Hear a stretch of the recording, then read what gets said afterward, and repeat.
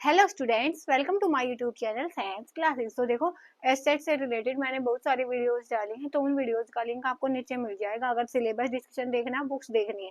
लेकिन उसके बाद भी बच्चों के इतने सारे कमेंट हैं सिलेबस को लेके कि कैसे सिलेबस कैसे कंप्लीट होगा, या तो हम पीवाईक्यू कहाँ से करें। देखो, उनके मन में डाउट इतने हैं, लेकिन फिलहाल जो टाइम है वो डाउट का नहीं है। क्योंकि डाउट तो आपको तभी आने चाहिए ना जब आपका सिलेबस कंप्लीट हो जाएगा। अब जब तक आपका सिलेबस ही कंप्लीट नहीं है और डाउट आपके पास इतने सारे हैं, तो देखो वो तो फिर डाउट सोल्व करते ही रह जाओगे आप लोग। तो उसी से सोचा मैंने कि एक वीडियो लेके आई जाए जिसमें देखो, अभी आपके पास 3 महीने हैं एस्टेट एग्जाम के। तो यहाँ पे आपको ये वाली जो चीजें है ना, इनको बिल्कुल भी नहीं करना है, बिल्कुल भी नहीं करना है। अगर आप चाहते हो कि आपके जो एस्टेट में अच्छे मार्क्स आ जाए, अच्छे मार्क्स क्या कि बच्चों का एक एक मार्क्स से क्वालिफाई भी नहीं हो पाता। तो आप इस बात से अंदाजा लगाओ कि इतना इजी होते हुए भी ना कोई नेगेटिव मार्किंग है, 150 में से 90 मार्क्स लेके आने हैं और हमारे 89 पे आके रुक जाते हैं। उसकी क्या वजह होती है? उसकी वजह होती है कि हम थोड़ा सा चीजों को इधर उधर कर देते हैं। कैसे? वो देखो अब पहले। तो कौन सी चीजें हैं वो आपको अवॉइड करनी चाहिए प्रिपरेशन में, एस्टेट हो या कोई भी एग्जाम हो। तो ये वाली जो मिस्टेक है वो आपने बिल्कुल भी नहीं करनी चाहिए। तो सबसे पहले काम क्या है? Never ignore syllabus.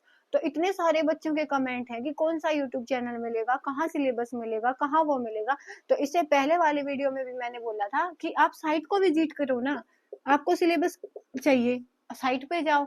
अगर फिर भी अगर आपको साइट से सिलेबस डाउनलोड नहीं करना आता है और आप ये वीडियो देख रहे हो, तो आप कमेंट सेक्शन में बता सकते हो, कमेंट छोड़ देना सिलेबस चाहिए। वहां पे मैं आपको पीडीएफ का लिंक प्रोवाइड करवा दूंगी, वहां से आप अपना सिलेबस देख लेना।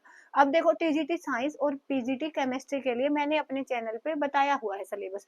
अब वहां पे आते हैं पीजीटी बायोलॉजी के, हिंदी के, संस्कृत के। तो अब आप खुद के लेवल पे सोचो कि इतने सारे जो सब्जेक्ट हैं उनका सिलेबस मैं कैसे बताऊंगी। तो उसके लिए सोल्यूशन यही है, जिन बच्चों ने कमेंट किया है सिलेबस का, वहां पे मैंने वो सेंड भी किए हैं, जो लिंक है वो उनके जो कमेंट के नीचे पेस्ट भी किया है। तो अगर आपको भी सिलेबस चाहिए है अपने सब्जेक्ट से रिलेटेड, तो आप कमेंट में लिख दिया करो कि सिलेबस चाहिए, तो वहां से आप मैं पीडीएफ का लिंक आपको दे दूंगी। तो अपने अकॉर्डिंग जो भी आपका सब्जेक्ट हो, सब्जेक्ट स्पेसिफिक हो, तो वहां से आप देख लिया करो, इतना हो जाएगा। तो सिलेबस है तो वो आप साइट पे देख लो। आप जगह जगह देखोगे, क्या फायदा है उसमें? आप 2 घंटे लगाओगे जगह जगह सिलेबस ढूंढने में, और यहाँ पे साइट पे टॉपिक वाइज लिखा मिलेगा। तो पहली बात तो है कि सिलेबस को इग्नोर कभी भी नहीं करना चाहिए। आपको क्या लगता है? एक वो बना हुआ है दिमाग में, माइंड में, कि एस्टेट है वो आउट ऑफ सिलेबस आता है। मान लिया हमने एस्टेट आउट ऑफ सिलेबस आता है, लेकिन जो सिलेबस में से आता है क्या वो हमारा सही हो पाता है?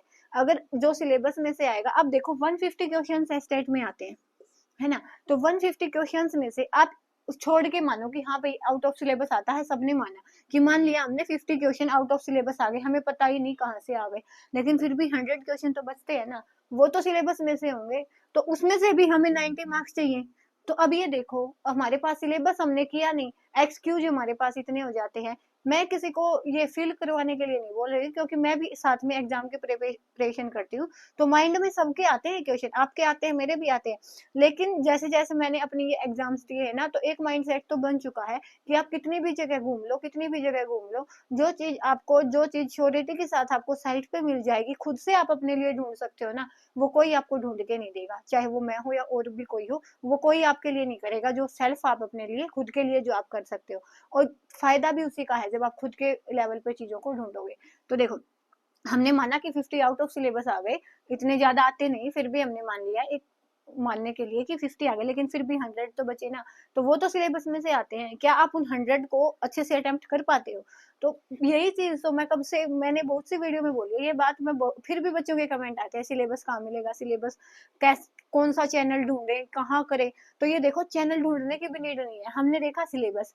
अब सबको पता है टीजीटी के लिए 6 to 10 लगा लो आप, हाँ 6 to 10 एनसीईआरटी आती है, और पीजीटी के लिए 8 to 9, देखो 9 to 12 एनसीईआरटी आती है। तो अब आपने सिलेबस ढूंढा, तो वहां से आप जो भी यूनिट आपके सिलेबस की देखोगे ना, वो या तो मिलेंगी 6 to 10 के बीच में, या तो 9 to 12 के बीच में। अब सिलेबस ढूंढ लिया, आपका जो सेकंड काम है ना, वो यूट्यूब चैनल को ढूंढने की बजाय जगह जगह आप क्या करो, एनसीईआरटी उठाओ। एनसीईआरटी उठा के वहां से सिलेबस को कवर करो। अगर 6 to 10 टीजीटी वाला लेना है तो 6 to 10 को अच्छे से पढ़ो, पीजीटी वाला लेना है तो 9 to 12 को अच्छे से पढ़ो। मैं ये मानती हूँ कि यूट्यूब चैनल हेल्पफुल होते हैं, बहुत होते हैं, तो ये देखो ठीक है वो हेल्पफुल होते हैं, लेकिन जो चीजें पहले अपने लेवल पे पॉसिबल है उनको करो। अगर हम पहले से ही यूट्यूब चैनल पे बेस्ड हो जाएंगे ना तो उतना ही पढ़ पाएंगे जितना यूट्यूब चैनल पे हमें पढ़ाया गया होगा। और सबकी एफिशिएंसी अलग अलग होती है, तो ये बात मैं आपको बोलती हूँ, हर बार बोलती हूँ कि आपने अपनी एफिशिएंसी देखनी है। और उसके बाद देखो कोई भी कमेंट किसी भी यूट्यूब चैनल को पढ़ने से पहले ये वाली जो चीजें हैं वो अपनी आपको आनी चाहिए। तो सिलेबस पहले आप ये वाली चीजें तो पढ़ो, उसके बाद अगर आपके पास 1 डेढ़ महीने में आपने इन चीजों को निपटा लिया तो उसके बाद आपके पास टाइम ही टाइम है, आप कहीं से भी यूट्यूब वीडियो ढूंढ सकते हो, अपने अकॉर्डिंग जो करना चाहो कर लेना। लेकिन पहले ये वाली चीजें तो करो कि इनमें से सिलेबस में से जो आएगा वो तो हमारे पास हो ना। तो यहाँ पे देखो अब इसके लिए कैसे पढ़े, इसके लिए आपने यूट्यूब देखनी है। देखो कोई वो नहीं है, सबके बुक में से जिसने पढ़ाई छोड़ दी होती है तो बुक में से एक बार चीजें समझ भी नहीं आती। तो यहाँ पे आप पढ़ो एनसीईआरटी लाइन बाय लाइन, बहुत सी वीडियो मिलेंगी आपको। तो जहाँ पे एनसीईआरटी को लाइन बाय लाइन पढ़ाया जाता है, मतलब वहाँ पे आपको स्क्रीन पे एनसीईआरटी दिखेगी, वो लाइन बाय लाइन अंडरस्टैंडिंग समझा के आपको समझाएंगे। तो आप क्या करो अपनी एनसीईआरटी की बुक में या तो उनको हाईलाइट करो पॉइंट्स को जो जो आपको लगता है इंपॉर्टेंट है, या तो अपनी कॉपी में खुद के नोट्स बना लो, वो आपने करना है अपने लिए, खुद के लिए, ठीक है। तो ये वाली चीजें आपने खुद से करनी है, पहले ये चीजें करो। आप 3 महीने, आप 1.5 महीना आप इन चीजों पे लगाओ कि टीजीटी 6 to 10 की जो एनसीईआरटी है वो पढ़ो, पीजीटी वाले 9 to 12 की एनसीईआरटी है वो पढ़ो। ये चीजें आपकी हो जाए ना, डाउट आपके मन में तब आने चाहिए, तब आपको ये लगना चाहिए कि आगे हम क्या पढ़े, कहाँ से यूट्यूब चैनल देखे, कहाँ से क्या देखे। लेकिन पहले अगर आपकी यही चीजें कंप्लीट नहीं है और आप यूट्यूब पे ढूंढ कुछ भी ढूंढोगे तो फिर उसका फायदा नहीं लगेगा। पहले आप अपना सिलेबस कवर करो, उसके बाद देखना। उसके बाद जो ये था कि सिलेबस पहले होना चाहिए, फर्स्ट प्रायोरिटी आपकी सिलेबस होना चाहिए।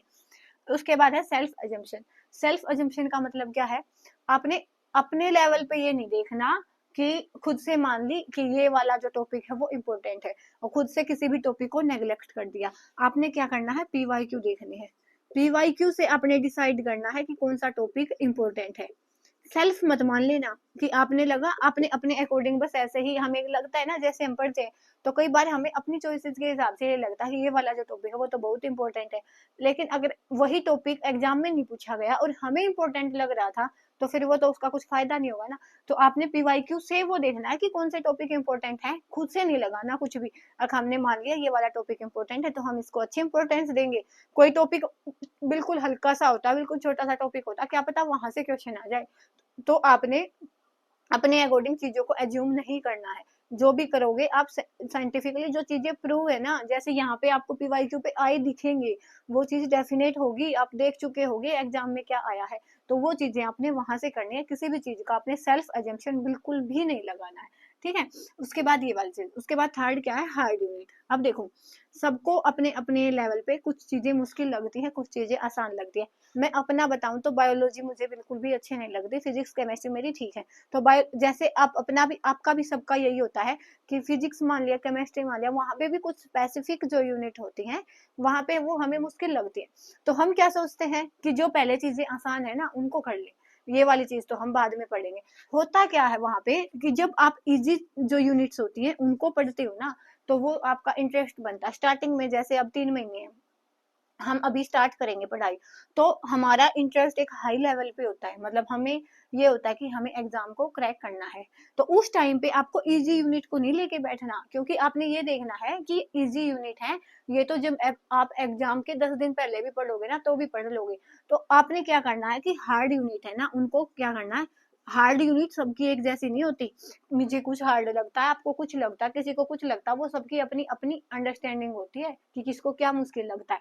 तो आपने क्या करना, हार्ड यूनिट को फर्स्ट करना, मीन्स पहले आपने हार्ड यूनिट जो आपको ये लगता है ना सिलेबस में सबसे मुश्किल है वो वाला जो चीज आपने पहले पढ़नी है। क्योंकि अब इस टाइम पे हमारा जो इंटरेस्ट होता है ना एग्जाम को क्रैक करने का, वो एक पीक पे होता है कि हमें करना ही करना है। और ऐसे जैसे जैसे दिन चलते चले जाएंगे ना तो एग्जाम का प्रेशर, ये वाली टेंशन होएगा या नहीं होएगा, बहुत सारी चीजें एक साथ हो जाती है। तो पहले जो चीजें मुश्किल होती हैं उनको निपटाओ, क्योंकि आसान वाली चीजें तो आप बिना इंटरेस्ट के भी पढ़ोगे ना, तो आपको ये पता कि ये आसान है, बाद में भी पढ़ लोगे। तो पहले जो चीजें आपको अपने अकॉर्डिंग मुश्किल लगती है तो उनको कर लो। उसके बाद कई चीजें, कई यूनिट ऐसी भी होती है जिनको आप बिल्कुल ही नहीं पढ़ पाते, तो 1-2 यूनिट से कोई मैक्सिमम फर्क नहीं पड़ेगा। मैं 100% सिलेबस किसी का नहीं होता। आप 60 तो नहीं, 70-80% सिलेबस है ना, उसको भी कवर कर लोगे तो भी इजीली क्वालिफाई कर पाओगे, ठीक है। तो जो मुश्किल चीजें हैं उनको बाद के लिए कभी भी मत छोड़ना, क्योंकि बाद में वो फिर छूटी जाती है, होती नहीं है, ठीक है। उसके बाद ये वाली सबके साथ होती है, डोंट कलेक्ट मटेरियल। हमें क्या पता चला, हमने किसी एक के नोट्स देखे, हमें वो अच्छे लगे, हमें सेकंड के नोट्स देखे, हमें वो अच्छे लगे, हमने वो भी ले लिए, हमने वो भी ले लिए, हमारे पास हो गए बहुत सारे नोट्स। अब हमें पजलिंग है कि हम पढ़े कौन से। इतना सारा मटेरियल आपको दिखेगा, फिर वो इतना मटेरियल दिखेगा तो आपके लिए वो बोझ बन जाएगा। जैसे मैं अपने चैनल पे डालती हूँ ना, टीजीटी साइंस के और पीजीटी केमिस्ट्री के हिंदी इंग्लिश के नोट्स डालती हूँ, तो बच्चों के कमेंट होते हैं कि एकदम से दे दो। अब मैं एकदम से दे दूंगी, क्या आप ये बताओ, क्या एकदम से आप पढ़ पाओगे उनको?